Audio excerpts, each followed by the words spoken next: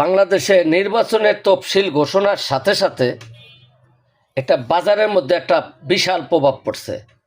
সেক্ষেত্রে হলো সমস্ত পণ্যের দাম মানে বাইরে যাইতেছে। মনে হইল যে এই ব্যবসায়ীরা ক্ষমতায় চলে আসতেছে।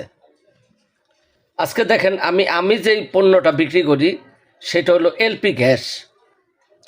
আমি নির্বাচন তফসিল ঘোষণার একদিন আগে গ্যাস আনলাম।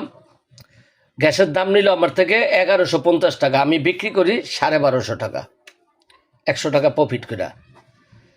তারপরে তফসিল ঘোষণার পরের দিন গতকালকে আমি 12 তারিখ অর্ডার দিলাম যে গ্যাস লাগবে সকালে। 12 তারিখ সকালে বলল যে ভাই গ্যাসের দাম কিন্তু 50 টাকা বাড়ছে। আচ্ছা, ভালো কথা।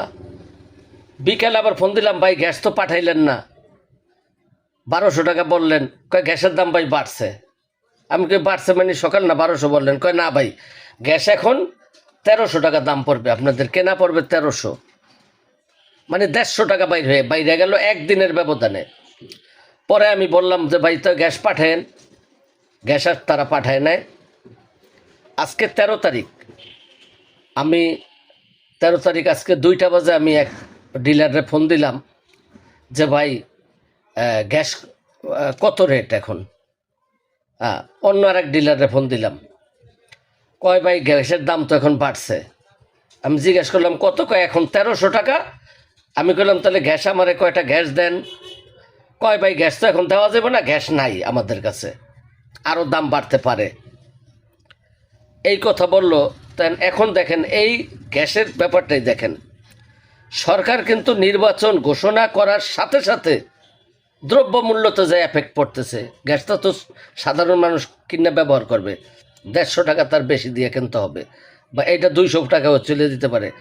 এখন এই যে কিছু মুনাফাখোর ব্যবসায়ী, এরা মনে করতেছি অমুক মানে মানে আমরা মানে ক্ষমতা অমুকে আসতেছে, আমি নাম বললাম না, রাজনৈতিক দল, হয়তো তাদের ছত্রছায়া এই ব্যবসায়ীরা, এই যে বড় যারা ব্যবসায়ী, এরা আপনার গিয়ে এখন চিন্তা করছে নির্বাচন তফসিল ঘোষণা হয়ে গেছে, অমুক দল অমুক পার্টি বা অমুক এরা ক্ষমতায় আসবে। এখন আমরা মাল এই যে দাম বাড়ায় দিয়া মার্কেট থেকে কোটি কোটি টাকা, মানে হাজার হাজার কোটি টাকা তারা বাণিজ্য করে নিয়ে যাবে লুটপাট করে। এই তো আমাদের যারা ব্যবসায়ী আছি, আমাদের চরিত্রটাই এরকম।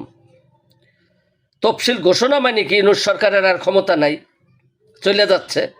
এখন আমাকে লুটপাট করে খাওয়ার আবার একটা